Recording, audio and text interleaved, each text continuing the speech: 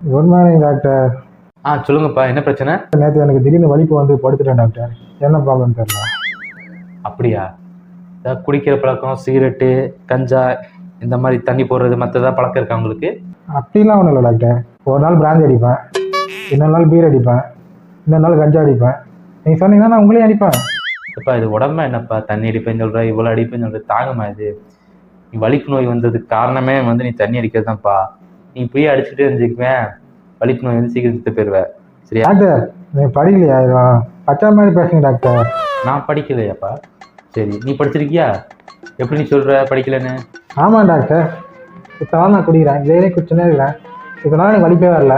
ஆனால் நேற்று மட்டும் நான் குடிக்கல. அப்போ எனக்கு வலிப்பு வருதுன்னா நேற்று நான் குடிக்காமல் இருந்து தானே காரணம். அப்படி எனக்கு குடின்னு தானே சொல்லியிருக்கேண்ணா. நான் நீங்கள் படிக்காமல் பேசுனீங்க.